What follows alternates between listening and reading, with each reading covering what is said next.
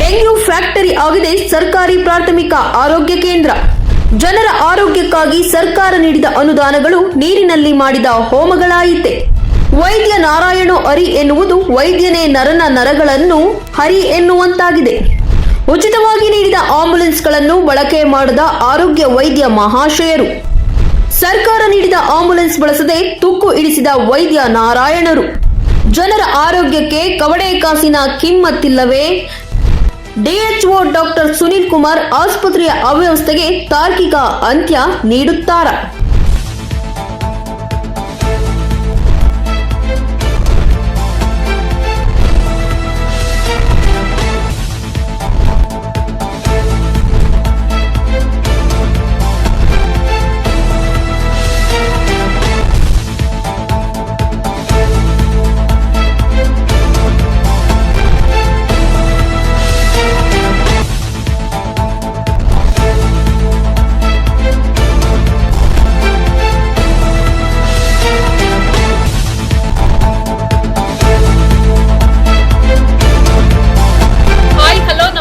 ವೀಕ್ಷಕರೇ, ನಾನಿವತ್ತು ನಮ್ಮ ನೆಲಮಂಗಲ ತಾಲೂಕಿನ ಸೋಂಪುರ ಅಂತಂದ್ರೆ ಡಾಬಸ್ಪೇಟೆ ಗ್ರಾಮ ಪಂಚಾಯತಿ ವ್ಯಾಪ್ತಿಯಲ್ಲಿ ಬರುವಂತಹ ಸರ್ಕಾರಿ ಆಸ್ಪತ್ರೆ ಬಳಿ ಬಂದಿದ್ದೇನೆ.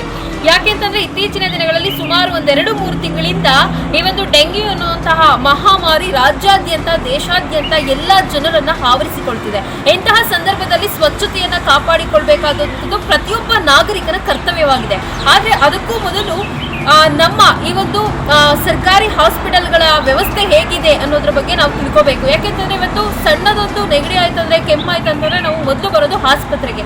ಯಾಕೆಂತಂದ್ರೆ ಮಹಾಮಾರಿ ಅಂದ್ರೆ 4 ವರ್ಷದ ಹಿಂದೆ ಕೊರೋನಾ ಎನ್ನುವಂತಹ ಮಹಾಮಾರಿಯಿಂದ ಮುಕ್ತಿ ಪಡೆಯೋದಕ್ಕೆ ಎಲ್ಲ ಜನರು ಸಹ ಪ್ರತಿಯೊಬ್ಬರು ಆಸ್ಪತ್ರೆಗಳಿಗೆ ಬರ್ತಾ ಇದ್ರು ಟ್ರೀಟ್ಮೆಂಟ್ ಗಳನ್ನ ತಗೊಳ್ಳೋದಕ್ಕೋಸ್ಕರ. ಆ ಸಮಯದಲ್ಲಿ ಸ್ವಚ್ಛತೆಯನ್ನ ಕಾಪಾಡಿ ಅಂತ ಹೇಳ್ತಾ ಇದ್ರು. ಈಗಲೂ ಕೂಡ ನಾವೊಂದು ಈ ಒಂದು ಡೆಂಗ್ಯೂ ಎನ್ನುವಂತಹ ಮಹಾಮಾರಿಯಿಂದ ತಪ್ಪಿಸ್ಕೋಬೇಕಂತಂದ್ರೆ ನಾವು ಸ್ವಚ್ಛತೆಯನ್ನ ಕಾಪಾಡಬೇಕು. ಆ ಒಂದು ಸ್ವಚ್ಛತೆಯನ್ನ ಕಾಪಾಡುವಂತಹ ನಿಟ್ಟಿನಲ್ಲಿ ನಮ್ಮ ನೆಲಮಂಗಲ ತಾಲೂಕಿನ ಸೋಂಪುರ ಗ್ರಾಮ ಪಂಚಾಯತಿ ವ್ಯಾಪ್ತಿಗೆ ಬರುವಂತಹ ಸರ್ಕಾರಿ ಆಸ್ಪತ್ರೆ ಎಷ್ಟರ ಮಟ್ಟಿಗೆ ಸ್ವಚ್ಛತೆಯನ್ನ ಕಾಪಾಡ್ಕೊಳ್ತಾ ಇದೆ ಅನ್ನೋದ್ರ ಬಗ್ಗೆ ನಾನಿವತ್ತು ನಿಮಗೆ ತೋರಿಸ್ತಾ ಇದ್ದೇನೆ. ನೋಡಿ ಪ್ರಿಯ ವೀಕ್ಷಕರೇ, ನಮ್ಮ ನೆಲಮಂಗಲ ತಾಲೂಕು ವ್ಯಾಪ್ತಿಗೆ ಸೋಂಪುರ ಗ್ರಾಮ ಪಂಚಾಯಿತಿ ವ್ಯಾಪ್ತಿಯಲ್ಲಿ ಇರುವಂತಹ ಸರ್ಕಾರಿ ಆಸ್ಪತ್ರೆಯ ಪರಿಸ್ಥಿತಿ ಯಾವ ರೀತಿ ಇದೆ, ಇಲ್ಲಿನ ವ್ಯವಸ್ಥೆ ಯಾವ ರೀತಿ ಇದೆ, ಯಾವ ರೀತಿಯಾಗಿ ಸ್ವಚ್ಛತೆಯನ್ನು ಸರ್ಕಾರಿ ಆಸ್ಪತ್ರೆಯವರು ಕಾಪಾಡ್ಕೊಳ್ತಾ ಇದ್ದಾರೆ, ಡಾಕ್ಟರ್ಗಳು ಕಾಪಾಡ್ಕೊಳ್ತಾ ಇದ್ದಾರೆ, ಸಿಬ್ಬಂದಿ ವರ್ಗದವರು ಕಾಪಾಡ್ಕೊಳ್ತಾ ಇದ್ದಾರೆ ಅಂತ ನಾವು ನೋಡ್ಬೋದು.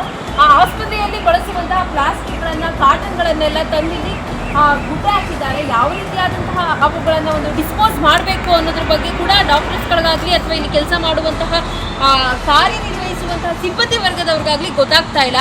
ಹಾಗೆ ಎಷ್ಟರ ಮಟ್ಟಿಗೆ ಒಂದು ಸ್ವಚ್ಛತೆ ಇಲ್ಲಿದೆ ಅನ್ನೋಂಥದ್ದು ನನ್ನ ಪ್ರಶ್ನೆಯಾಗಿದೆ. ಹಾಗೆ ನೋಡಿ ಇಲ್ಲಿ ಈ ಒಂದು ಸ್ವಚ್ಛತೆ ಎಲ್ಲದರಲ್ಲೇ ಉಳಿದಿರುವಂಥದ್ದಾಗಿರ್ಬೋದು, ಹಸಿರು ಗಿಡಗಳು. ಹಾಗೆ ಹಿಂದೆ ನೋಡಿ ಯಾವ ರೀತಿಯಾಗಿ ಹಿಂದೆ ಒಂದು ದೊಡ್ಡ ಚರಂಡಿ ಇದೆ. ಆ ಚರಂಡಿ ಯಾವ ರೀತಿ ನಿರ್ಮಾಣ ಮಾಡಿದ್ದಾರೆ ಇಲ್ಲಿನ ಪಂಚಾಯಿತಿಯವರು ಅನ್ನೋದು ಕೂಡ ಪ್ರಶ್ನೆ ಆಗುತ್ತೆ. ಯಾಕೆಂತಂದ್ರೆ ಪಕ್ಕದಲ್ಲೇ ಆಸ್ಪತ್ರೆ ಇರೋದ್ರಿಂದ ಚರಂಡಿ ವ್ಯವಸ್ಥೆ ಕೂಡ ನೀಟಾಗಿರ್ಬೇಕು. ಹಾಗೆ ನೋಡಿ ಇಲ್ಲೆಲ್ಲ ಯಾವ ರೀತಿಯಾಗಿ ಕಸದ ಗುಡ್ಡೆಗಳನ್ನ ಹಾಕಿದ್ದಾರೆ. ಹಸಿರು ಗಿಡಗಳಿಂದ ಹೆಚ್ಚನ್ನಾಗಿ ಸೊಳ್ಳೆ ಬರುತ್ತೆ, ಆ ಸೊಳ್ಳೆಯಿಂದ ಡೆಂಗ್ಯೂ ಬರುತ್ತೆ ಅನ್ನೋಂಥದ್ದು ವೈಜ್ಞಾನಿಕವಾಗಿ ಪ್ರೂವ್ ಆಗಿರುವಂಥದ್ದು. ಆದ್ರೆ ಸರ್ಕಾರಿ ಆಸ್ಪತ್ರೆ ವೈದ್ಯರು ಕೆಲಸ ಮಾಡ್ತಿರುವಂತಹ ಆಸ್ಪತ್ರೆ ಇಷ್ಟು ಅವ್ಯವಸ್ಥೆ ಇದ್ರೆ ಇನ್ನು ಡೆಂಗ್ಯೂ ಬರದಲ್ಲ ಹೇಗಿರುತ್ತೆ? ಮತ್ತೆ ಜನಗಳು ಆಸ್ಪತ್ರೆ ಟ್ರೀಟ್ಮೆಂಟ್ ತಗೊಳ್ಳೋದಕ್ಕೆ ಬಂದ್ರೆ ಅವರಿಗೆ ಟ್ರೀಟ್ಮೆಂಟ್ ಅಂದ್ರೆ ಆಸ್ಪತ್ರೆ ಟ್ರೀಟ್ಮೆಂಟ್ ತಗೊಂಡ್ರೆ ಯಾವುದೇ ರೀತಿ ಉಪಯೋಗ ಇಲ್ಲ. ಯಾಕೆಂದ್ರೆ ಟ್ರೀಟ್ಮೆಂಟ್ ತಗೊಂಡ್ರೆ ಇಲ್ಲೇ ಒಂದಷ್ಟು ಸೊಳ್ಳೆಗಳಿದೆ, ಈ ಸೊಳ್ಳೆ ಕಚ್ಚಿದಾಗ ಮತ್ತೆ ಅವ್ರಿಗೆ ಇನ್ನಷ್ಟು ಡೆಂಗ್ಯೂ ಜಾಸ್ತಿ ಆಗುತ್ತೆ. ಹೀಗೆ ಎಲ್ಲಂದ್ರಲ್ಲಿ ಹುಟ್ಟಿರೋಂಥದ್ದು ಇದನ್ನೆಲ್ಲ ಹೇಳೋರಿಲ್ಲ ಕೇಳೋರಿಲ್ಲ. ಎಲ್ಲಂದ್ರೆ ಹೇಗಂದ್ರೆ ಹಾಗೆ ಆಸ್ಪತ್ರೆ ಅಂತ ಇದು ಅನ್ಸ್ಕೊಳ್ಳೋದೇ ಇಲ್ಲ. ಯಾವುದೋ ಹಾಳು ಬಿದ್ದಿರುವಂತಹ ಒಂದು ಮನೇನೋ ಹಾಳು ಬಿದ್ದಿರುವಂತಹ ಸರ್ಕಾರಿ ಜಾಗನೋ ಅಂತ ನಮಗೆ ಅನ್ನಿಸ್ತಿದೆ. ಯಾಕೆ ಅಂತಂದ್ರೆ ಒಂದಷ್ಟು ಸ್ವಚ್ಛತೆ ಅನ್ನೋದು ಸ್ವಲ್ಪನೂ ಕಾಣಿಸ್ತಾ ಇಲ್ಲ. ನೋಡಿ ಆ ಆಸ್ಪತ್ರೆಯಲ್ಲಿ ಎಷ್ಟು ಸುಮಾರು ತಿಂಗಳಿಂದ ವೇಸ್ಟ್ ಆಗಿರುವಂತಹ ಒಂದು ಕಾಟನ್ಗಳನ್ನ ಪ್ಲಾಸ್ಟಿಕ್ಗಳನ್ನ ತಂದು ಡಿಸ್ಪೋಸ್ ಮಾಡಿದ್ದಾರೆ. ಇದು ಕೇವಲ ಒಂದು ದಿನದಲ್ಲ. ಯಾಕೆಂತಂದ್ರೆ ಈ ಆಸ್ಪತ್ರೆಗೆ ಯಾರು ಅಷ್ಟು ಜನಗಳು ಬರೋದಿಲ್ಲ. ಯಾಕೆಂತಂದ್ರೆ ಈ ಆಸ್ಪತ್ರೆ ವ್ಯವಸ್ಥೆ ನೋಡ್ತಾ ಇದ್ರೆ ಜನಗಳು ಭಯ ಪಡ್ತಿದ್ದಾರೆ. ಎಷ್ಟೇ ದುಡ್ಡಾದ್ರೂ ಪರವಾಗಿಲ್ಲಪ್ಪ, ಪ್ರೈವೇಟ್ ಆಸ್ಪತ್ರೆಗೆ ಹೋಗೋಣ, ಈ ಗೌರ್ಮೆಂಟ್ ಆಸ್ಪತ್ರೆ ಸಹವಾಸನೇ ಬೇಡ ಅಂತಿದ್ದಾರೆ. ಯಾಕೆ ಅಂತಂದ್ರೆ ಅಷ್ಟು ಒಂದು ವ್ಯವಸ್ಥೆ ಅನ್ನೋದು ಅವ್ಯವಸ್ಥೆಯಾಗಿದೆ. ಒಂದು ಸರ್ಕಾರಿ ಆಸ್ಪತ್ರೆ ಪಕ್ಕದಲ್ಲೇ ಇರುವಂತಹ ಚರಂಡಿ ವ್ಯವಸ್ಥೆ ಹೇಗಿದೆ ನೋಡಿ. ಹಾಗೆ ಪಕ್ಕದಲ್ಲಿ ಅಕ್ಕಪಕ್ಕ ಮನೆಗಳು ಕೂಡ ಇದೆ. ಇಲ್ಲಿ ಚಿಕ್ಕ ಮಕ್ಕಳು ವಾಸವಾಗ್ತಿದ್ದಾರೆ.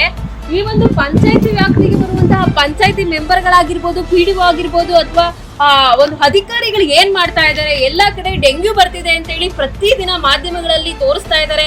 ಹಾಗೆ ಆಸ್ಪತ್ರೆಗೂ ಕೂಡ ಜನಗಳು ಬರ್ತಾ ಇದ್ದಾರೆ, ಚಳಿ, ಜ್ವರ ಅಥವಾ ನೆಗಡಿ, ಕೆಮ್ಮು ಈ ರೀತಿಯಾಗಿ ಹೇಳ್ಕೊಂಡು. ಇಂತಹ ಪರಿಸ್ಥಿತಿಯಲ್ಲಿ ಇಲ್ಲಿ ಚಿಕ್ಕ ಮಕ್ಕಳು ಕೂಡ ವಾಸ ಮಾಡ್ತಾ ಇದ್ದಾರೆ, ನೀವು ವಯಸ್ಸಾದಂತ ವೃದ್ಧರಿದ್ದಾರೆ. ಇಂತಹ ಪರಿಸ್ಥಿತಿಯಲ್ಲಿ ಚರಂಡಿ ವ್ಯವಸ್ಥೆ ಹೇಗಿರ್ಬೇಕು ನೋಡಿ. ಇಲ್ಲಿನ ಚರಂಡಿ ವ್ಯವಸ್ಥೆ ಹೇಗಿದೆ, ಇದನ್ನ ಹೇಳೋರಿಲ್ಲ, ಕೇಳೋರಿಲ್ಲ. ಪಕ್ಕದಲ್ಲಿ ಆಸ್ಪತ್ರೆ ಇದೆ, ಒಂದು ಚರಂಡಿ ವ್ಯವಸ್ಥೆ ಆಗ್ಲಿ ನೀಟಾಗಿಲ್ಲ, ಅಥವಾ ಸರ್ಕಾರಿ ಆಸ್ಪತ್ರೆ ಆಗ್ಲಿ ನೀಟಾಗಿಲ್ಲ. ಹಾಗೆ ನೀವು ನೋಡ್ತಾ ಇದ್ರೆ ಇಲ್ಲೊಂದು ಆಂಬುಲೆನ್ಸ್ ಕೂಡ ನಿಂತಿದೆ. KA40C 0514 2014 ಅಕ್ಟೋಬರ್ ತಿಂಗಳಲ್ಲಿ ಈ ಒಂದು ವಾಹನವನ್ನ ಖರೀದಿ ಮಾಡಿದ್ದಾರೆ. ಅಂದ್ರೆ ಇಲ್ಲಿಗೆ 10 ವರ್ಷ ಕೂಡ ಆಗಿಲ್ಲ. ಈ 10 ವರ್ಷ ಕೂಡ ಆಗ್ತಿಲ್ಲ ಅಂದ್ರೆ ಈ ಆಸ್ಪತ್ರೆಗೆ ಇದನ್ನ ಬಳಕೆ ಮಾಡ್ಕೊಳ್ತಾರೆ. ಸುಮಾರು ಇಲ್ಲಿನ ಸ್ಥಳೀಯರು ಹೇಳೋ ಪ್ರಕಾರ 5-6 ವರ್ಷಗಳಿಂದ ಈ ವಾಹನ ಹೀಗೆ ನಿಂತಿದೆ ಅಂತ ಹೇಳ್ತಾ ಇದ್ದಾರೆ. ಅಂತಂದ್ರೆ ಇಲ್ಲಿ ಯಾವ ರೀತಿಯಾದಂತಹ ಒಂದು ವ್ಯವಸ್ಥೆ ಇದೆ ಅನ್ನೋದನ್ನ ನಾವು ಗಮನಿಸಬೇಕಾಗಿದೆ. ಮಾಧ್ಯಮದವರು ಅಂದ ಕೂಡಲೇ ನಾವು ಆ ವ್ಯವಸ್ಥೆಯಲ್ಲಿ ಅವ್ಯವಸ್ಥೆಯನ್ನು ಹುಡ್ಕೋದಕ್ಕೆ ಹೋಗ್ತೇವೆ. ಆದ್ರೆ ಇವತ್ತಿನ ಸಮಾಜದ ತುಂಬಾ ಅವ್ಯವಸ್ಥೆಯಲ್ಲಿ ವ್ಯವಸ್ಥೆ ಎಲ್ಲಿದೆ ಅನ್ನೋದಂತಹ ಒಂದು ಪರಿಸ್ಥಿತಿಯನ್ನ ನಾವು ನೋಡ್ತಾ ಇದ್ದೇವೆ. ಹಾಗೆ ನೀವು ಮತ್ತೊಂದು ಆಂಬುಲೆನ್ಸ್ ನೋಡ್ತಾ ಇದ್ರೆ KA51A Z0329 ಎನ್ನುವಂಥದ್ದು. ಇದನ್ನ ಮೇಯರ್ ಆರ್ಗಾನಿಕ್ ಪ್ರೈವೇಟ್ ಲಿಮಿಟೆಡ್ ಎನ್ನುವಂತಹ ಒಂದು ಕಂಪನಿಯವರು ಈ ಒಂದು ಆಸ್ಪತ್ರೆಗೆ ಪ್ರೊವೈಡ್ ಮಾಡಿರ್ತಾರೆ. ಸುಮಾರು 1 ವರ್ಷದ 3 ತಿಂಗಳ ಹಿಂದೆ ಈ ಒಂದು ಆಂಬುಲೆನ್ಸ್ ಅನ್ನ ಕೊಟ್ಟಿದ್ದಾರೆ. ಬಹುಶಃ ಅವ್ರು ಕೊಟ್ಟಾಗಿಂದ ಈ ಆಂಬುಲೆನ್ಸ್ ಇಲ್ಲೇ ನಿಂತಿದೆ ಅನಿಸ್ತಿದೆ. ಯಾಕೆಂತಂದ್ರೆ ನಾವು ಪ್ರತಿ ಸಾರಿ ಬಂದಾಗ ಕೂಡ ಈ ಆಂಬುಲೆನ್ಸ್ ಅಟ್ಲೀಸ್ಟ್ ಒಂದ್ ಸ್ವಲ್ಪ ಹಿಂದೆ ಮುಂದೆ ನಿಂತಿರೋದಿಲ್ಲ, ಯಾವಾಗ ಇದೇ ಒಂದು ಜಾಗದಲ್ಲಿ ನಿಂತಿರುತ್ತೆ. ಇಲ್ಲಿ ಇಂತಹ ಒಂದು ಅವ್ಯವಸ್ಥೆಯನ್ನ ನಾವು ಕಾಣ್ತಾ ಇದ್ದೇವೆ. ಈ ಒಂದು ಆಂಬುಲೆನ್ಸ್ ಓಡಿಸೋದಕ್ಕೆ ಒಬ್ಬ ಡ್ರೈವರು, ಈ ಆಂಬುಲೆನ್ಸ್ ಒಂದು ಲೆಕ್ಕ ತೋರಿಸೋದಕ್ಕೆ ಒಂದು ಲಾಭಕ್ಕೂ ತಿಂಗಳಾಯ್ತು ಅಂತ ಅಂದ್ರೆ ಜನ ನೀಡುವಂತಹ ಒಂದು ತೆರಿಗೆ ಹಣದಲ್ಲಿ ಇಲ್ಲಿನ ವೈದ್ಯ ಅಧಿಕಾರಿಗಳು ಈ ಒಂದು ಆಂಬುಲೆನ್ಸ್ ಇದಕ್ಕೊಂದು ಲಾಭಕ್ಕೂ ಇದಕ್ಕೊಬ್ಬ ಡ್ರೈವರ್ ಅಂತ ತೋರಿಸಿ ಈ ಒಂದು ತೆರಿಗೆ ಹಣವನ್ನ ಲೂಟಿ ಮಾಡ್ತಿದ್ದಾರೆ ಅಂತಾನೆ ಹೇಳ್ತೇನೆ. ಇಂತಹ ಅಯೋಗ್ಯ ವೈದ್ಯರು ಇವತ್ತು ನಮ್ಮ ಸರ್ಕಾರಿ ಆಸ್ಪತ್ರೆಗಳಲ್ಲಿ ಅಷ್ಟೇ ಅನ್ಸುತ್ತೆ ಕಂಡು ಬರುವಂತದ್ದು. ಯಾಕೆ ಅಂತಂದ್ರೆ ಎಷ್ಟೆಲ್ಲಾ ಸೌಲಭ್ಯಗಳನ್ನ ಕೊಟ್ಟರು ಸಹ ಬಹುಶಃ ಸೋಂಪುರ ಕೈಗಾರಿಕಾ ಪ್ರದೇಶದಲ್ಲಿ ಬರುವಂತಹ ತೆರಿಗೆ ಹಣ ಯಾವ ಒಂದು ತಾಲೂಕು ಹೋಬಳಿಗಳಲ್ಲೂ ಸಹ ಬರೋದಿಲ್ಲ ಅನ್ಸುತ್ತೆ. ಯಾಕೆಂತಂದ್ರೆ ಸೋಂಪುರ ಅನ್ನೋದು ಒಂದು ಕೈಗಾರಿಕಾ ವಲಯದ ಪ್ರದೇಶವಾಗಿದೆ. ಇಲ್ಲಿ ಬರುವಂತಹ ಒಂದು ತೆರಿಗೆ ಹಣವನ್ನ ಯಾವ ರೀತಿಯಾಗಿ ಸರ್ಕಾರಿ ಅಧಿಕಾರಿಗಳು ಅಥವಾ ಸರ್ಕಾರಿ ಜಾಗಗಳಲ್ಲಿ ಒಂದು ಯಾವ ರೀತಿಯಾಗಿ ಇಲ್ಲಿನ ಪಂಚಾಯತಿಯಲ್ಲಿ ಬರುವಂತಹ PDOಗಳಾಗಿರ್ಬೋದು, ಮೆಂಬರ್ಗಳಾಗಿರ್ಬೋದು, ಅಥವಾ ಸರ್ಕಾರಿ ಅಧಿಕಾರಿಗಳಾಗಿರ್ಬೋದು, ಸರ್ಕಾರಿ ವೈದ್ಯರಾಗಿರ್ಬೋದು, ಯಾವ ರೀತಿಯಾಗಿ ಇಲ್ಲಿ ಬರುವಂತಹ ತೆರಿಗೆಯನ್ನ ಒಂದು ದುರುಪಯೋಗ ಪಡಿಸ್ಕೊತಾ ಇದ್ದಾರೆ ಅನ್ನೋದು ನಮ್ಮ ಪ್ರತಿಯೊಬ್ಬರ ಕಣ್ಣಿಗೆ ಕಾಣುವಂಥದ್ದು. ಯಾಕೆಂತಂದ್ರೆ ಈಗಾಗಲೇ ಸರ್ಕಾರದಿಂದ ಕೊಟ್ಟಿರುವಂತಹ ಒಂದು ಆಂಬುಲೆನ್ಸ್ ಅಲ್ಲಿ ನಿಂತಿದೆ. ಹಾಗೆ ಇಲ್ಲಿ ಏನು ಮೇಯರ್ ಆರ್ಗಾನಿಕ್ ಪ್ರೈವೇಟ್ ಲಿಮಿಟೆಡ್ ಕಂಪನಿಯವರು ಸಹ ಒಂದು ಹಾಸ್ಪಿಟಲ್ಗೆ ಒಂದು ಆಂಬುಲೆನ್ಸ್ ಅನ್ನ ಪ್ರೊವೈಡ್ ಮಾಡಿದ್ದಾರೆ. ಆ ಒಂದು ಆಂಬುಲೆನ್ಸ್ ಕೂಡ ಸುಮಾರು 1 ವರ್ಷದ 3 ತಿಂಗಳ ಹಿಂದೆ ಕೊಟ್ಟಿರುವಂತದ್ದು, ಅದು ಕೂಡ ಹೀಗೆ ನಿಂತಿದೆ. ಇದನ್ನೆಲ್ಲ ನೋಡ್ತಾ ಇದ್ರೆ ನಾವು ಎಷ್ಟರ ಮಟ್ಟಿಗೆ ಈ ಒಂದು ಸೋಂಪುರ ಕೈಗಾರಿಕಾ ಪ್ರದೇಶದಲ್ಲಿ ಅಥವಾ ಸೋಂಪುರ ಗ್ರಾಮ ಪಂಚಾಯತಿ ವ್ಯಾಪ್ತಿಗೆ ಬರುವಂತಹ ಸರ್ಕಾರಿ ಆಸ್ಪತ್ರೆ ಯಾವ ಮಟ್ಟಕ್ಕೆ ಇಲ್ಲಿ ಜನಗಳ ಒಂದು ಆರೋಗ್ಯವನ್ನ ಕಾಪಾಡ್ಕೊಳ್ತಾ ಇದೆ ಎನ್ನುವಂತಹ ಪ್ರಶ್ನೆ ನಮಗೆ ಕಾಡ್ತಾ ಇದೆ. ಹಾಗೆ ನೀವು ನೋಡ್ತಾ ಇದ್ರೆ ಅಪಘಾತ ಆರೈಕೆ ಕೇಂದ್ರ ಎನ್ನುವಂಥದ್ದು 2022ರಲ್ಲಿ ಅಂದ್ರೆ ಆ ಒಂದು ಸಮಯದಲ್ಲಿ ಆರೋಗ್ಯ ಸಚಿವರಾಗಿದ್ದಂತಹ ಡಾಕ್ಟರ್ ಕೆ ಸುಧಾಕರ್ ಅವರು ಬಂದು ಈ ಒಂದು ಅಪಘಾತ ಆರೈಕೆ ಕೇಂದ್ರವನ್ನ ಉದ್ಘಾಟನೆ ಮಾಡಿದ್ರು. ಈ ಅಪಘಾತ ಆರೈಕೆ ಕೇಂದ್ರ ಸುಧಾಕರ್ ಅವರು ಬಂದು ಉದ್ಘಾಟನೆ ಮಾಡಿ ಹೋಗಿದ ನಂತರ ಹೇಗೆ ಬೀಗ ಹಾಕಿದ್ದೋ, ಇವಾಗ 2024 ಇದುವರೆಗೂ ಕೂಡ ಅಂದ್ರೆ ಕಳೆದ 2 ವರ್ಷಗಳಿಂದ ಈ ಒಂದು ಅಪಘಾತ ಆರೈಕೆ ಕೇಂದ್ರವನ್ನ ಬೀಗ ಹಾಕಿದ್ದಾರೆ. ಹಾಗೆ ಈ ಒಂದು ಆರೈಕೆ ಕೇಂದ್ರದ ಸುತ್ತಮುತ್ತ ವ್ಯವಸ್ಥೆ ಹೇಗಿದೆ ಅನ್ನೋದನ್ನ ನೋಡಿ. ಸುಮ್ಮನೆ ಏನೋ ಸರ್ಕಾರದಲ್ಲಿ ಹಣ ಇತ್ತು ಅಂತ ಹೇಳಿ ಕಟ್ಸಿದ್ರು, ಅಥವಾ ಏನೋ ಒಂದು ಸೋಂಪುರ ಕೈಗಾರಿಕಾ ಪ್ರದೇಶದಲ್ಲಿ ಗೌರ್ಮೆಂಟ್ ಹಾಸ್ಪಿಟಲ್ ಎಷ್ಟು ಅಭಿವೃದ್ಧಿ ಹೊಂದಿದೆ ಅಂತಂದ್ರೆ ಒಂದು ದೊಡ್ಡ ದೊಡ್ಡ ಗೋಡೆಗಳನ್ನ ಬಿಲ್ಡಿಂಗ್ ಗಳನ್ನ ಕಟ್ಕೊಂಡು ಯಾವ ರೀತಿ ಅಭಿವೃದ್ಧಿ ಹೊಂದಿದೆ ಅನ್ನೋದಕ್ಕೋಸ್ಕರ ತೋರ್ಸ್ಕೊಳ್ಳೋದಕ್ಕೋಸ್ಕರ ಕಟ್ಸಿದ್ರು, ಅಥವಾ ಇಲ್ಲಿನ ರಾಜಕಾರಣಿಗಳು ಯಾವ ರೀತಿ ಪ್ರಬಲವಾಗಿದ್ದಾರೆ ಅಂತ ತೋರ್ಸ್ಕೊಳ್ಳೋದಕ್ಕೋಸ್ಕರ ಕಟ್ಟಿದ್ರು ಏನೋ ಗೊತ್ತಿಲ್ಲ. ಬಟ್ ಅಲ್ಲಿ ಸುಧಾಕರ್ ಅವರು ಬಂದೋದ್ಮೇಲೆ ಹಾಕಿದ್ ಬೀಗ ಬಹುಶಃ ಇವತ್ತಿನವರೆಗೂ ತೆಗ್ದೇ ಇಲ್ಲ ಅನ್ಸುತ್ತೆ. ನಾವ್ ಯಾವಾಗ ಹಾಸ್ಪಿಟಲ್ ಹತ್ರ ಬಂದ್ರೂ ಕೂಡ ಇದೇ ರೀತಿನೇ ವ್ಯವಸ್ಥೆ ಇರುತ್ತೆ.